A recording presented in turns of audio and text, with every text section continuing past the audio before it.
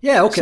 So So even though we talk mainly about Worlds, like obviously the off season coming up, we can speculate on that. And if people haven't seen it, there was some very interesting information, which is, I mean, listen, I know that the quarterfinals went awesome, so people want to believe, oh, I'll just keep the same Fnatic players. But like, first of all, I will always say this: it's like when Misfits almost beat SK Telecom. As long as the word "almost" is in there, that isn't an accomplishment. I'm afraid. Like, you know what I mean? Like, there's no like, oh, like you don't get a first place trophy when you come second that says I'm almost finished first. It's like you came second. Like you didn't. So like, if that's the high watermark, listen, I think even. Okay, I can't say even the most reasonable Fnatic fans. Like, there's not very many reasonable Fnatic fans, but if they were like me and they liked Fnatic, listen, that was the best you could hope for. It went well. To even be in position to win the two splits was kind of cool. Spring, they looked good. But realistically, you need some upgrades in some positions. Now, that is where we can debate. And obviously, it looks from internal issues like it's going to happen. The question is, who is it going to be? So where do you want to start here, Peter? What are you thinking about for Fnatic? I think it's interesting. So one of the things which is kind of a weight off my shoulders into this off season is I finally feel that because I'm no longer going to be in EU, I can actually talk about Fnatic. Right. Where are you heading, man? Can you give us a hint on that? Are you coming near me? Maybe. It depends where you are. Depends where you are right now. Listen, Clement, maybe he thinks he's getting the Guri. just saying. Okay. But one of the things which, if you kind of look, so I'm talking about this from an LEC perspective, right? And you look at how we approach G2 and we look at how we approach Fnatic, looking at the end of Worlds, moving forwards. As somebody who's coached in EU for 3 years, it's really, really hard to talk about Fnatic, and I basically have tried to avoid talking about Fnatic when I've been in EU for the simple reason that there's one of two things which can happen if you talk about Fnatic. Either the majority of the fan base disagree with you, and then they're going to flame you to like the end of the world, or they agree with you, and this is the really, really scary thing, because if you go and say something which is negative, it can really there's a lot of people that are very quick because of who Fnatic are and what the expectations are on Fnatic. Oh, they flame their own players. I mean, listen, Whippo and Hylissang found that out this year. They were getting battered this year. Yeah. But with arguably, okay, Reckless was pretty good as well, but they both had pretty good world championships, especially. Sure. But the worst thing is that if you say something good about Fnatic players, is that this risks snowballing into hyping them really, really high, and then it makes the fall later come much worse. Yeah, of course. Yeah. Whereas when you talk about G2, it's a lot easier to talk about G2 because you can just go and say, oh, the meta wasn't for them, or oh, last year, at the end of Worlds, they didn't contest FPX in the mid jungle 2v2, and therefore FPX were able to win by snowballing them out. And you say it, okay, this guy had a bad series, you just move on, right? Yeah, it's pretty sanitized in comparison. Yeah, and so this it's interesting hearing kind of a lot of the rumors that are going on for what's going to happen with Fnatic and Fnatic players moving on to the end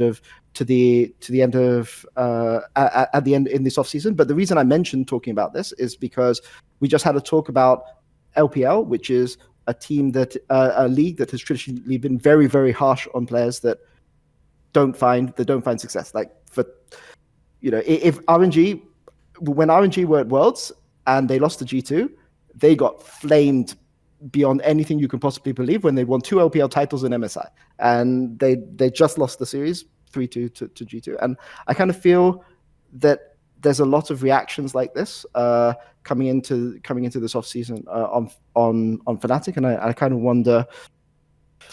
I kind of wonder how things will develop in that area. But there was this was World Championships, was a very interesting World Championships looking at the EU teams, because the teams that were able to do well at this Worlds were the teams that just played their style, right? I mean, to segue from Fnatic into what we were talking about earlier, like Suning are a team that are in the finals of the World Championships. They play a lot of champions that people don't think that you should be able to pick, like Lee Sin.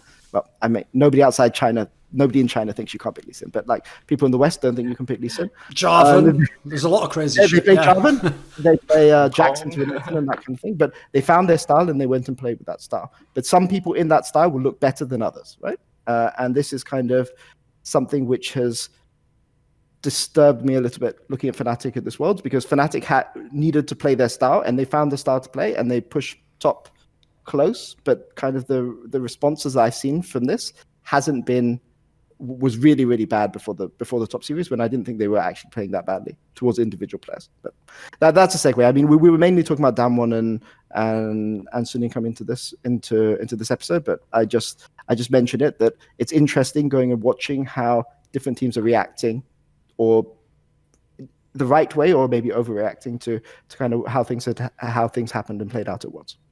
Listen, without speculating on any of the players, because I'll say, like, I don't know a lot of these moves. Like, a lot of them are going on, not least because, by the way, obviously some of these teams technically can't be talking to these players. So the fact that they are, well, that didn't happen, Thorin, and you didn't hear this. So obviously I can't say anything. So I'll just speculate in one sense that I don't think people have thought about with Fnatic.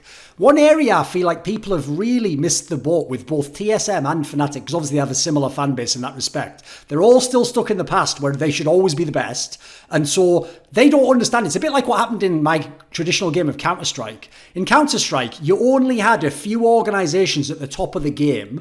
And so it wasn't even just that they had the money. It's that automatically they were magnets for the talent, because the talent want to play with the talent and the talent want to win. So everyone who was in the lower teams, even if they got good, just instantly went to our equivalents of TSM and Fnatic. In fact, there even was a Fnatic team in CS, obviously it was very good. Now, here's what people don't get. That hasn't been the case for a while with TSM and Fnatic. And the reason why that's alarming to me is because there's two routes that people aren't considering. First of all, like, TSM at least have done some signings, but Fnatic particularly, they don't do big signings. They don't go out there and break the bank. What they do is they tended to get, like, the next good mid laner and bring him and hopefully becomes really good, or you gamble on this guy. You become good in Fnatic, and if anything, you go elsewhere for the big money contract. They aren't the guys who go, right, what perks is available, throw all the blank checks at him. Like, that ain't their style. So as a result, it's not as easy to just say, right, we're Fnatic, we take the best players. So that means your next angle is the other angle I just mentioned. You've got to get the up and coming players. Well, bad luck, because people like Peter have just spent the last year constructing, like, scouting approaches that mean that everyone is trying that now in LEC. Like, the problem is the players that are in Rogue and Mad Lions is who, if they hadn't have been picked up to Rogue and Mad Lions, you would now be trying to get as your mid laner, Larson or Humanoid. Like, these are the people you'd want. So I also think these teams are going to really struggle in that regard, because that wasn't their MO. Like, they thought scouting was easy. It's like, do you want to join Fnatic?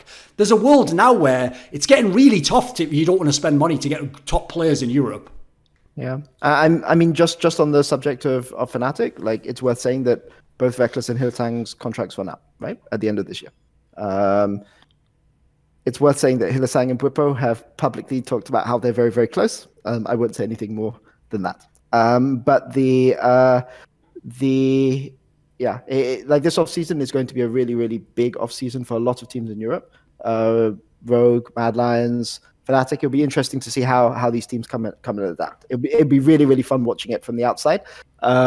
Always when you leave a region, it's the first year after you leave when you know all the players, you kind of know all the people you're looking out for. That's the really, really exciting time. So I've heard some crazy stuff that's going to happen in this off season. So.